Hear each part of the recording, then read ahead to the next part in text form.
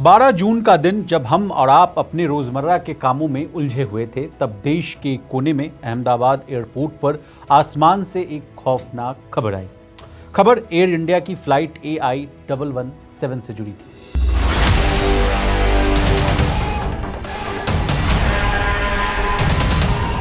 जो लंदन जा रही थी। 242 लोगों को लेकर हवा में थी, लेकिन अपनी मंजिल तक नहीं पहुंच पाई। ये कोई आम प्लेन नहीं था, ये एक बोइंग 787 ड्रीम लाइनर था, दुनिया के सबसे एडवांस और महंगे विमानों में गिना जाने वाला। लेकिन उस एडवांस टेक्नोलॉजी का क्या मतलब रह जाता है जब एक छोटी सी चूक, एक तकनीकी गड़बड़ी या एक सिस्टम फेल्योर सैकड़ों परिवारों की उम्मीदें, सपने और जिंदगियां एक झटके में खत्म कर दे। फ्लाइट में बैठे वो 242 चेहरे, कोई अपने बेटे की शादी में लंदन जा रहा था, तो कोई अपनी बेटी को यूनिवर्सिटी छोड़, कोई नए जॉब के लिए निकल रहा होगा, तो कोई सालों बाद पहली बार विदेश घूमने का सपना पूरा करने की सोच रहा हो। लेकिन अब हर एक की कहानी अधूरी रह गई। एयरपोर्ट पर चीख पुकार है, कॉल्स लगाते परिवार वाले हैं, टीवी पर आंखें टिकाए वो लोग जिनका कोई अपना उस फ्लाइट में था। ये पहली बार नहीं है जब बोइंग के बनाए विमान से भारत में ऐसा बड़ा हादसा हुआ है। उल्टा अगर भारत के टॉप 4 सबसे बड़े विमान हादसे देखें तो एक चौंकाने वाली बात सामने आती है। चारों हादसे बोइंग के बनाए विमानों में ही हुए। आखिरकार क्या वजह है इसके पीछे? क्या लोगों के पास बोइंग के अलावा कोई दूसरा ऑप्शन है? अगर हाँ तो क्या? इस सारे सवालों के जवाब हम आपको इस वीडियो में देने की कोशिश करें। नमस्कार, मैं हूं विशाल शर्मा और आप देख रहे हैं मनी।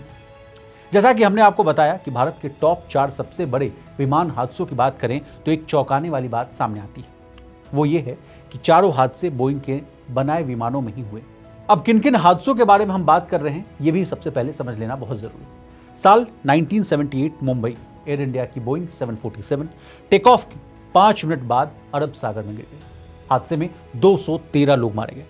इसके बाद 1985 कनिष्क हादसा, इसमें एयर इंडिया की बोइंग 747 को आयरलैंड के पास हवा में बम से उड़ा दिया, कुल 329 मौतें। फिर आता है साल 2010, मैंगलोर में बोइंग 737-800 रनवे से फिसला, घाटी में जा गिरा।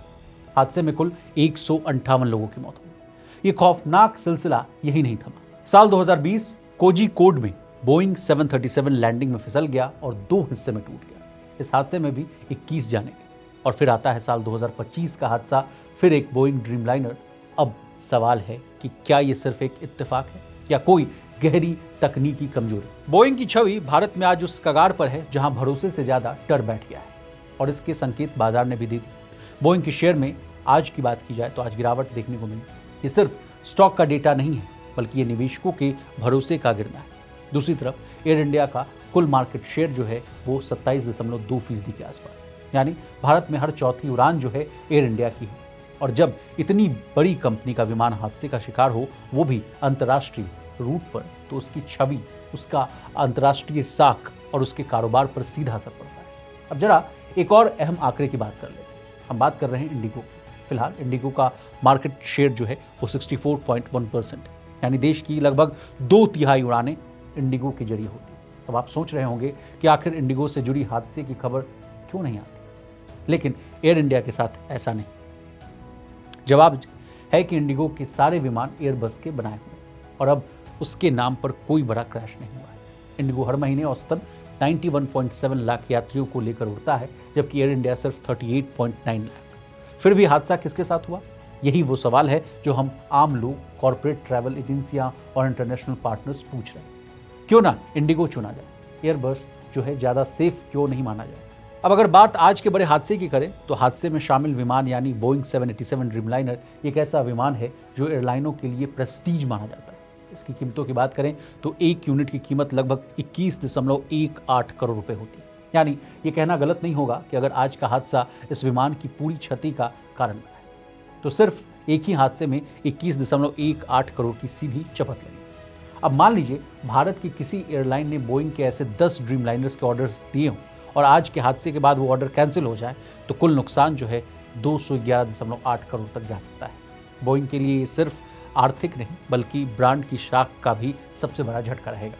बोइंग के भरोसे पर सवाल उठते ही लोगों का रुझान एयरबस की तरफ बढ़ने लगा है। इंडिगो ने पहले ही 500 से ज़्यादा एयरबस विमानों का ऑर्डर दिया हुआ था, लेकिन ऐसे में ये हादसा इंडिगो के फेवर में एक और बड़ी वजह बन सकता है। लोगों का भरोसा अब उस कंपनी की ओर शिफ्ट हो रहा है जिसकी उड़ानें बिना बड़ी दुर्घटना के भरोसे से चलती रही हैं।